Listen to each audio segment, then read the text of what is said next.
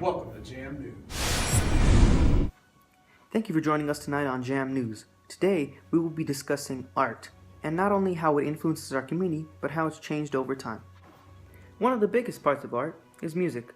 Now let's head out to Rob to see what Mr. Robertson has. If art is its whole genre, how big is music in that genre?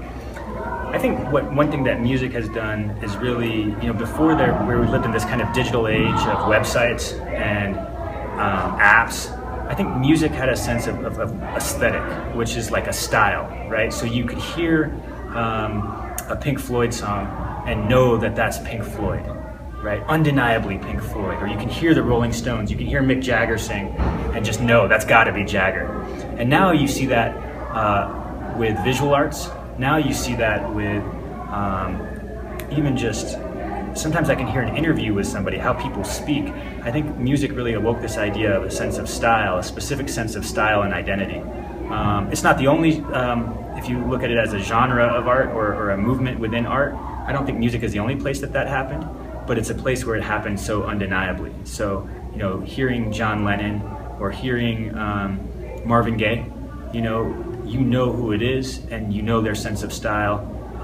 And I think music did it really well because back when people were buying albums, whole albums, you couldn't just buy a single. I mean, you could, but it's complicated. You were buying albums. If you were going to buy an album, you wanted to buy it from an artist that you knew what was coming from them, So that's the way I think music has impacted art. That was very impactful information about music. Now let's take a look into performing arts when it comes to art with Corin. So how does it feel to be the art and not just showing your art? I think it's one and the same. We have at our art gallery in our theater, we have once a month we have a new artist come in and kind of show out all their visual art. Right. So they're kind of like showing this is me and this is my mind. They have to write like a bio and everything. So I guess in a sense all artists have to show their work at some point. But like for me, I just did a commercial, right, for Colorado Lottery, and I hate looking at it. I didn't even want to go to when they premiered it or whatever.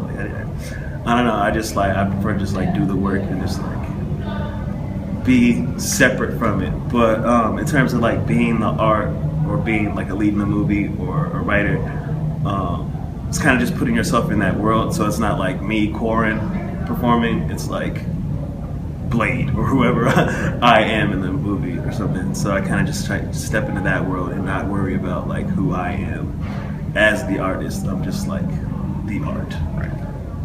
So that's pretty fun. I'm trying to think of anything else that I could say about that.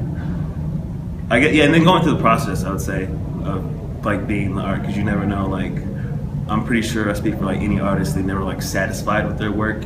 I know I'm never satisfied. That's why I rarely finish a lot of stuff that I write, or I procrastinate a lot because I'm always thinking of something better or something I could have did after I've done it or something. So I guess being never satisfied is really cool being an artist. So you always want to do more. That's kind of keeps me going. I think that's enough of hearing about art. Let's see some art. So you're an art teacher. How about you show us some of your art? Good. Come on in.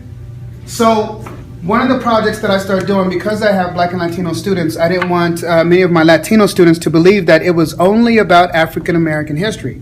So one of the things that our Black and Latino students share is a love of hip hop. Being that hip hop was both created by Blacks and Latinos in New York City in the South Bronx, I wanted to do a project that was around the origins of hip hop.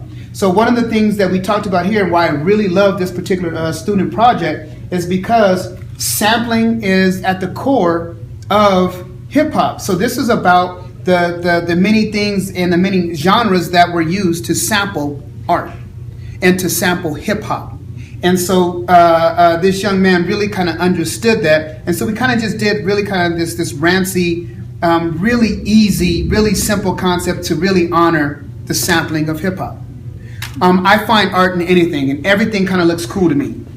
This is another student project that he had for years, but I really love it. That it's just rustic, and it's an old beat up, and for me that says urban art. For me, it does. And so I'll often find things like an old spray paint can, and then I'll draw some urban art over the rust, and I'll give it a whole little graffiti little pop. Nothing much to it, but just something kind of cool to put on a desk. This specific piece right here is, I got a bunch of the skulls after Halloween.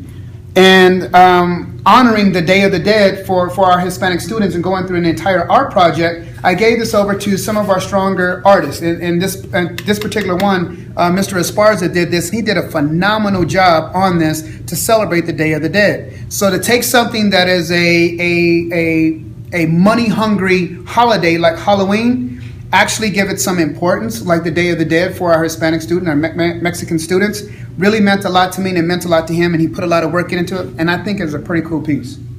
Going back into hip-hop, you cannot say hip-hop without saying basketball. So the use of a basketball net, and actually, not really a big surprise, this is the same artist. And he really kind of got into this, and so instead of having the kids play on it, it's now just a working piece of art. Very simple, but he was able to show his understanding of, as we went through the steps of creating graffiti art and the steps of creating graffiti letters. This one was about, this one is about the business of hip hop, and I thought it was pretty cool. We did it on top of a briefcase. So what I know to be is, I'm an urban artist, and oftentimes I got in trouble for not having the materials. I didn't have canvas to draw on. So I would paint and draw on absolutely anything I got on. So I now made a class that kids can find anything. They can find scraps, they can find anything that they can find is canvas. So this was a shelf. This was a shelf in one of my older classrooms.